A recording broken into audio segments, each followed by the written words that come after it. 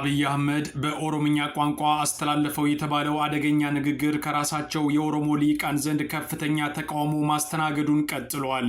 ጠቅላይ ሚኒስትሩ የኦሮሞ ሕዝብ የሌለውን ታሪክ እንዳለው በማስመሰል የትርክት ጥማቱን ያስታገሰ ሲሆን በአገሪቱ ነባር ቅርሶች ላይ የኦሮሞ እጅ አለበት ማለቱ ደግሞ ሰውየው ከየት አመጣው የሚል ጥያቄ እንዲነሳ አስገድዷል።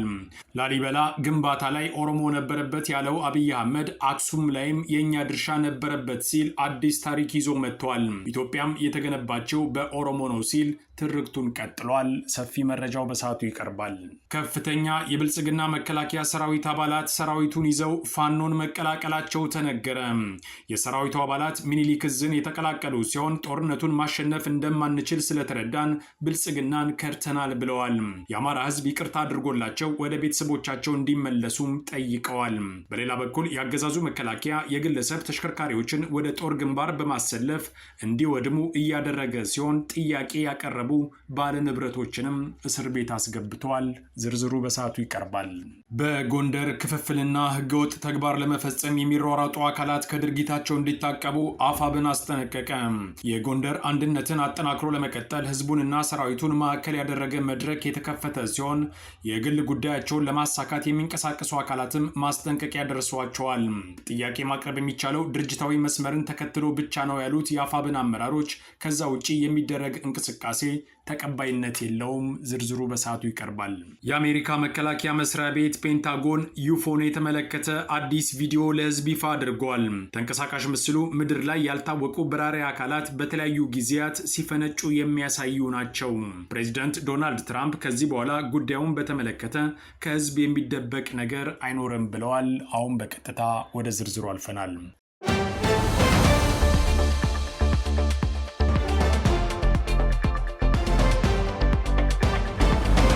Kakuutti sababni injifannoon keenya fagaate jedhe yaadu keessa tokko በኔ እይታ የድላችን መዘግየት ወይንም የትግላችን አለመሳካት ዋናው ምክንያት ስትራቴጂካዊ የሐሳብ እጥረት ነው።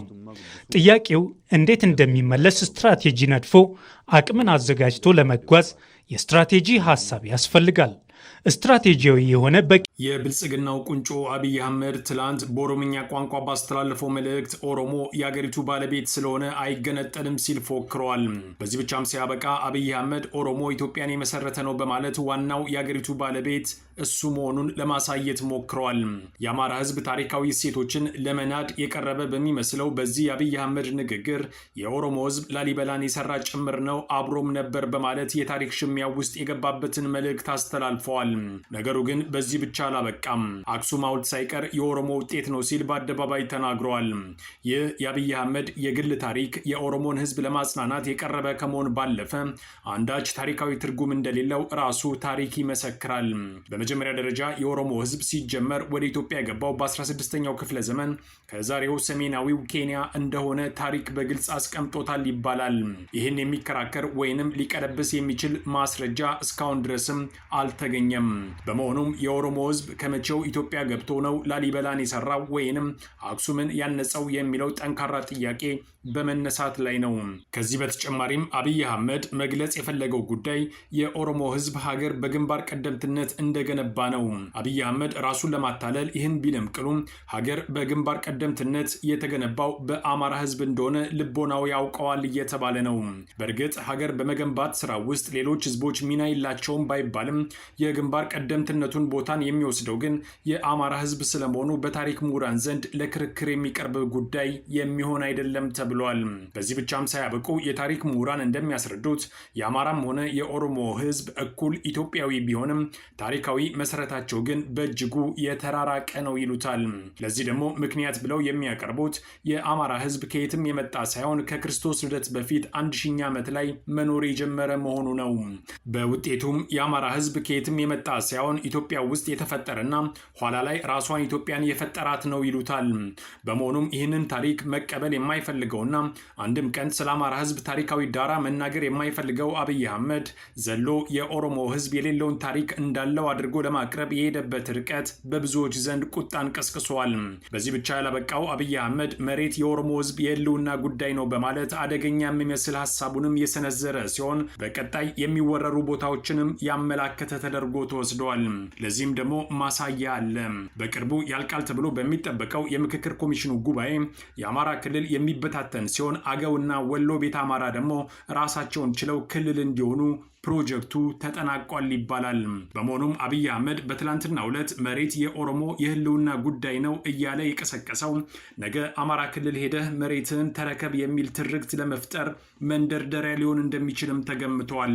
አብይ አህመድ ካለ ምክንያት አያወራም የሚሉት የቅርብ ታዛቢዎች አንዴ ካለ ሳይፈጽም እንቅልፍ እንደማይወስደውም ያስጠነቅቃሉ። ከዚህ በተጨማሪም በመሬት ጉዳይ ስለማንደራደር አዲስ አበባ ወደኛ ትመጣለች የሚል ይዘት ያለው ንግግርም እንደሆነ ተገምቷል። አብይ አህመድ የባጡንም የቆጡንም ሲቀበጣጠር ቢውልም ቅሉም የኦሮሞ ልሂቃን ግን የሰውየው አደገኛ አካሄድ እኛን አይወክልም በማለት ላይ ናቸው። ለዚህ ደግሞ ምክንያት ያሉት አብይ አህመድ በሽተኛ ስለሆነ የጤና ምርመራ ያስፈልገዋል። አብይ ባለኝ መረጃ ታሟል፣ በጣም ታሟል። እሱን የሚያገኙ ከፍተኛ አመራሮች አዳነች ጭምር የምታወራ ነገር አለ። አንዳንድ ሚኒስቴሮችም የሚያወሩት ነገር አለ። ሰውን ማግኘት አይፈልግም፣ ካገኘም ይቆጣል፣ በጣም ይነጫነጫል፣ ይሳደባል እና ሰው እሱን እንዲያዩ አይፈልግም። ስለዚህ የሆነ ኦን ሜዲኬሽን ነው ያለ። አብይ መድኃኒት እየወሰደ ነው።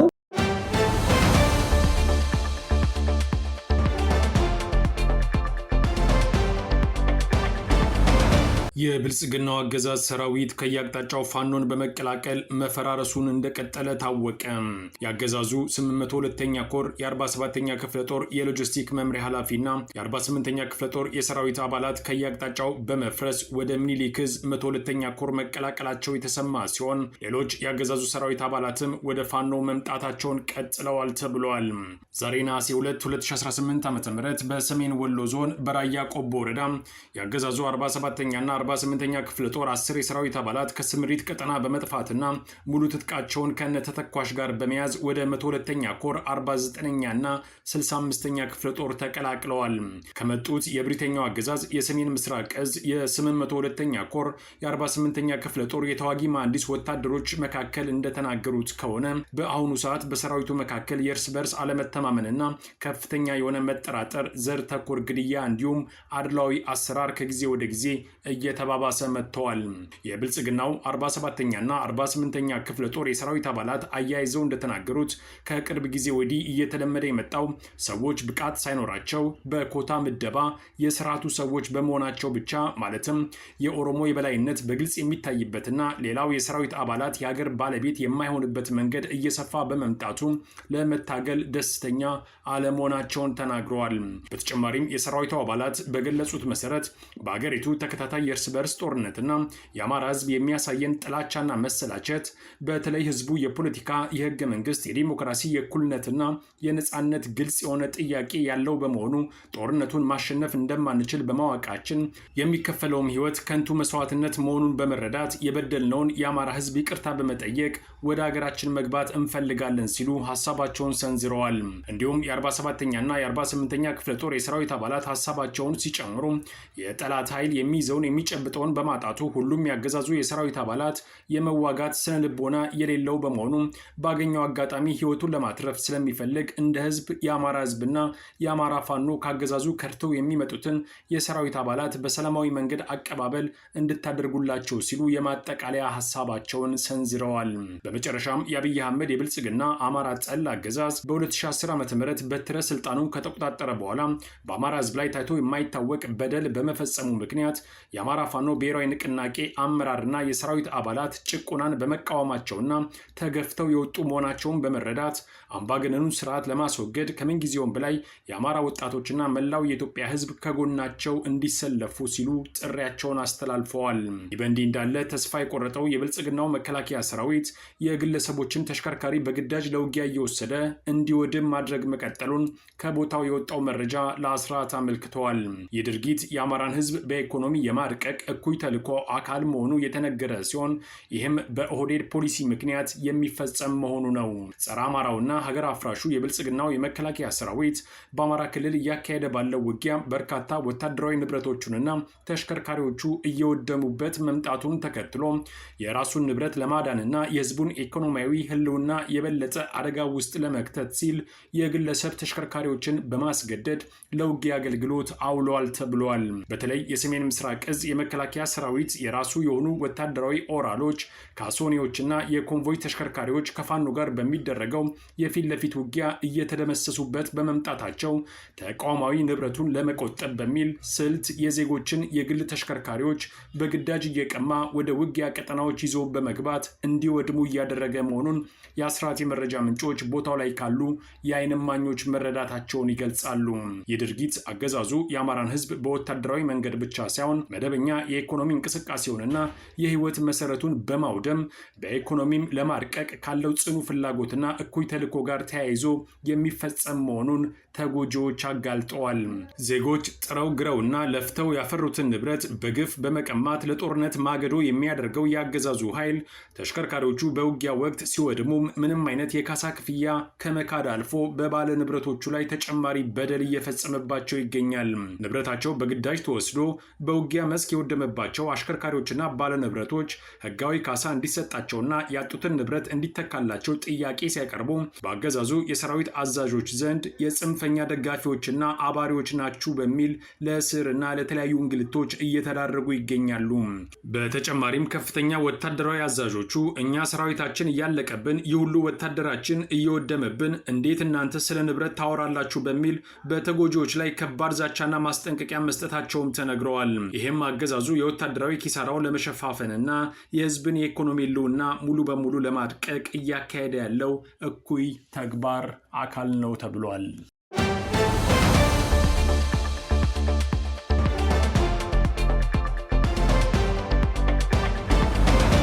በአፋብን ጎንደር ጠቅላይ ግዛት የበላይ ዘለቀ እዝ ከፍተኛ አመራሮችና በቀጠናው የሚገኙ የድርጅት አመራሮች የበላይ ጠባቂ አባቶች በጋራ በመሆን ከአንድነቱ ማግስት ቀጣይ በሚሰሩ ስራዎች ዙሪያ ከማህበረሰቡና ከዳግማዊ ቴዎድሮስ 5ኛ ኮር መብረቅ ክፍለ ጦር አመራርና የሰራዊቱ ክፍል ጋር ውይይት ማድረጋቸው ታወቀ። በውይይቱም በሊቦ ከምከም ወረዳ ሚካኤል ደብር ቀበሌ ከመብረቅ ክፍለ ጦር አመራሮችና ከታችኛው የሰራዊት ክፍል ጋር ነሐሴ 1 2018 ዓ.ም ሰፊ ውይይት የተደረገ ሲሆን የበላይ እዝ ወታደራዊ አዛዥ አርበኛ ደረጀ በላይ አንድ በመሆናችን እንኳን ደስ አላችሁ በማለት ንግግራቸው የጀመሩ ሲሆን አሁን የተመሰረተው አንድነት በቀላሉ የተገኘ ሳይሆን በርካታ ውስብስብ ፈተናዎችና ውጣ ውረዶችን አሸንፎ እዚህ የደረሰ ነው ሲል ገልጸውታል። አመራሩና ሰራዊቱ ያሳዩት ጽናትና ትዕግስት ለዚህ ታሪካዊ ድል መብቃት ዋና መሰረት መሆኑንም አክለው ገልጸዋል። የጎንደር አንድነት የተገነባው በታጋዮች ደም አጥንትና በህዝብ አደራ ጭምር መሆኑን በመገንዘብ አንድነቱ የሚቀለድበት የሚወርዱ መመሪያዎች የሚሸራረፉበት ወይንም ለማፍረስ የሚሞክር አካል ቢኖር ፍጹም የማይታለፍ ቀይ መስመር መሆኑን በጥብቅ ተሰምሮበታል ተብሏል። በቀጠናው አንድ ህጋዊና መዋቅራዊ ሆኖ የሚንቀሳቀሰው አፋብን ጎንደር ጠቅላይ ግዛት በላይ እዝ መሆኑንም አረጋግጠዋል አዛዡ። ከዚህ መዋቅር ውጪ በተናጥል ወይንም በተበታተነ መልኩ የሚንቀሳቀስ አካል ካለ ማንኛውም ህጋዊ እርምጃ የሚወሰድ መሆኑን የተናገሩት አመራሩ ነገር ግን ጥያቄ ያለኝ የሚል አካል ካለ በሰላማዊና ድርጅታዊ መርህን እና አሰራርን በተመለከተ መንገድ መጠየቅ እንደሚችል አቅጣጫ ተቀምጧል ብለዋል። አንድ ባለመሆናችን የሚደሰቱ አንድ በመሆናችን የሚከፉ አካላት የታጋዮችን መስዋዕትነት ከንቱ ማስቀረትና የህዝብን እንግልት ለማራዘም የሚሰሩ በመሆናቸው ሰራዊታችንና ህዝባችን በመቀናጀት ከነዚህ አጥፊና ጸረ አንድነት ግለሰቦች ጋር አብረው መቆም እንደሌለባቸውም አጽንኦት ሰጥተዋል። በመድረኩ ላይ የተገኙት የእዙ ምክትል ሰብሳቢ ለፖለቲካ ጉዳዮች ኃላፊ አርበኛ ኪሩቤል ጎቤ፣ የእዙ የፖለቲካ ዘርፍ ኃላፊ አርበኛ አንተነ ድረስን ጨምሮ ሌሎች የእዙ ከፍተኛ አመራሮች በአንድነቱ ውስጥ ምንም አይነት የዓላማ ልዩነት እንዳይፈጠር ከፍተኛ ጥንቃቄ ሊደረግ እንደሚገባ አጽንኦት ሰጥተው ምክር ሀሳባቸውን አጋርተዋል ተብሏል። ከዚህ በፊት በነበሩት አለመግባባቶች የተፈጠሩ መጠራጠሮችን በግልጽ ውይይት መዝጋት ያስፈልጋል ያሉት አርበኞቹ የተቋጠሩ ቂሞችን በይቅርታና በመተማመን መንፈስ ማጥፋት፣ የተራራቁ ወገኖችን በማቀራረብ የቤተሰብን ያህል መተሳሰር መፍጠር እንደሚያስፈልግም አስረድተዋል። ያለ አግባብ የተወሰዱ ንብረቶችን ወደ ባለቤቶቻቸው መመለስ፣ በተለያዩ ምክንያቶች ተበታትነው የነበሩ አደረጃጀቶችን በአንድ ጥላ ስር ማሰባሰብ፣ የተጠናከረ መዋቅራዊ አደረጃጀት መዘርጋት፣ ፍጹም በሆነ መርህና መመሪያ በመመራት ሰራዊቱን ይበልጥ ማደራጀት፣ ውስጣዊ ልዩነቶችን በመፍታት ህዝብንና ሀገርን ከሚጎዳው የጋራ ጠላት ጋር በሚደረገው ትግል ድልን መቀዳጀት ላይ ትኩረት ያደረገ ስራ መሰራት አለበት ብለዋል ሲል መረጃውን ያደረሰን የክፍለ ጦሩ የህዝብ ግንኙነት አስታውቋል።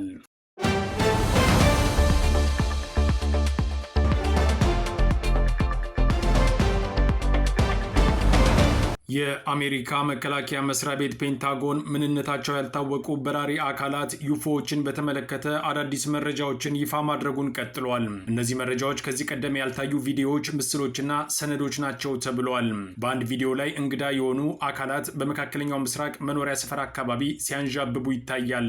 ሌላኛው ቪዲዮ ጥቁርና ድቡልቡል የሆነ ቁስ በፓሲፊክ ውቅያኖስ ላይ አንዣቦ ሲወረር ያሳያል። ፔንታጎን በለቀቃቸው 41 አዳዲስ ሰነዶች ውስጥ በርካታ የፒዲኤፍ ሰነዶችም ይገኛሉ ተብሏል። ከሰነዶቹ መካከል ቀደምት የሆነው በአውሮፓውያኑ 1953 የተሰነደ ነው። የቅርብ ጊዜው ሰነድ ደግሞ አምና የተገኘ እንደሆነ ተገልጿል። የአሜሪካ መከላከያ ሚኒስቴር ያለፈው ግንቦት 8 ላይ 161 ሰነዶችን ይፋ ካደረገ በኋላ ተጨማሪ መረጃ እንደሚለቀቅ አስታውቆ ነበር። ፕሬዚደንት ዶናልድ ትራምፕ በዚህ ዓመት ሰነዶቹ ይፋ እንዲደረጉ ባስተላለፉት ትዕዛዝ መሰረት ፔንታጎን በመቶዎች የሚቆጠሩ ሰነዶችን በ5 ክፍል አውጥቷል። ከቪዲዮቹ አንደኛው በአውሮፓውያኑ 2021 በኦማን ባህረ ሰላጤ የተቀረጸ ነው። ጥቁር የሆነ እንግዳ አካል ባልተለመደ መንገድ ሲንቀሳቀስ ይታያል። መጀመሪያ ላይ ሲታይ እንደ ዝንብ ይመስላል። 1.2 ሜትር ደግሞ ስፋት አለው። ምንነቱ ያልታወቀው ኢመደበኛ ክስተት አንአይዴንቲፋይድ አኖኒመስ ፌኖሜና ዩኤፒ መሆኑን ሪፖርት ተደርጓል። ዩኤፒ የሚለውን ስያሜ የአሜሪካ መንግስትና ሳይንቲስቶች ምንነታቸው በውል ያልታወቁ አካላትን ለመግለጽ ይጠቀሙበታል ተብሏል። እነዚህ አካላት በባህር በየብስና በአየር ላይ ሊገኙ ይችላሉ። በ2025 የአሜሪካ ወታደራዊ ካሜራ ትክክለኛ ቦታው ባልታወቀው የመካከለኛ ምስራቅ አካባቢ የቀረጸው ቪዲዮ በአንድ መኖሪያ ሰፈር ክብ የሆነ አካል በቀጥታ መስመር ሲጓዝ ያሳያል። ኤፍቢአይ ይፋ ያደረገው አንድ ሰነድ እንደሚያሳየው ደግሞ ጥቅምት 2023 ላይ በቦስተንና ደብሊን መካከል በረራ ሲካሄድ ፓይለቱ ሰማይ ላይ ብርሃን መመልከቱን ሪፖርት አድርጓል። ሌሎች ፓይለቶችም ከእኩለ ሌሊት በኋላ ተመሳሳይ ብርሃን አይተው ሊሆን እንደሚችልም ገልጸዋል። ፓይለቱ እንደተናገረው ነጩ ብርሃን መጀመሪያ ላይ እንደ ጭላንጭል ይጀምርና ቆየት እያለ እየደመቀ ይሄዳል፣ ከዚያም ይከስማል። አንዳንዶቹ የብርሃን ፍንጣቂዎች ባሉበት ሲቆሙ፣ አንዳንዶቹ በቀጥታ መስመር፣ ሌሎቹ ደግሞ አቅጣጫ እየለዋወጡ ይጓዛሉ ብለዋል። እነዚህን የብርሃን ፍንጣቂዎችን ለመጀመሪያ ጊዜ የተመለከተው በ2023 እንደሆነና ከዚያ በኋላም ቢያንስ 10 ጊዜ እንዳያቸው ይናገራል ፓይለቱ። 2019 በፓሲፊክ ባህር ላይ የተቀረጸው ቪዲዮ ጥቁር ክብ እንግዳ አካል ታይቶ ሲጠፋ ያሳያል። በድጋሚ ከታየ በኋላ ተንቀጥቅጦ በዝግታ ከግራ ወደ ቀኝ ይጓዛል። ቪዲዮ የተቀረጸው በእጅ በተያዘ ካሜራ ስለነበር ምናልባትም የእንግዳ አካሉ ሲንቀጠቀጥ የሚታየው በቀረጻው ምክንያት ሊሆን እንደሚችል ተጠቅሷል። 1953 በተዘጋጀ የፒዲኤፍ ሰነድ ላይ የአሜሪካ ባህር ኃይል የምስል ትንታኔ ክፍል ስለ 2 ቪዲዮዎች የሰጠውን ትንታኔ ተካተዋል። በምዕራባዊ የአሜሪካ ክፍል ዩታና ሞንታና በ1950 እና 1952 የተቀረጹት ቪዲዮዎች እንግዳ አካላት የብርሃን መጠናቸው ሲጨምር ግዝፈታቸውም አብሮ ከፍ ሲል ያሳያሉ። እነዚህ አካላት በተፈጥሮ ከሚታወቁት ቁሶች ጋር ተመሳሳይ ያልሆነ ባህሪ እንደሚያሳዩም ተገልጿል። ፔንታጎን ይፋ ያደረገው አንድ ምስል ትልቅ 3 ማዕዘን ያለው አካል በክብ ቅርጽ በሚታይ ብርሃን ተከቦ ያሳያል። ብርሃኑ በማዕዘኑ 3 ቅርጾች በኩል ይስተዋላል ተብሏል። ይህንንም የተመለከቱት 2 የቀድሞ የአሜሪካ ወታደሮች 2011 ላይ ነበር። በአሜሪካውያን ዘንድ ስለ ዩፎዎች የማወቅ ጉጉት በቅርብ ዓመታት ጊዜ ውስጥ እየጨመረ ይገኛል። በ2022 የአሜሪካ ምክር ቤት ከ5 አስርት ዓመታት በኋላ ለመጀመሪያ ጊዜ ስለ ዩፎዎች ውይይት አድርጓል። የአገሪቱ ጦር የዩፎዎች ጉዳይ በሚስጥር መያዝ ቀርቶ ግልጽነት እንዲሰፍን እንደሚፈልግም አስታውቋል። የፔንታጎን ቃል አቀባይ ሻን ፓርኔል እንዳሉት በቀጣይም ተጨማሪ መረጃዎች ለሕዝቡ ይለቀቃሉ።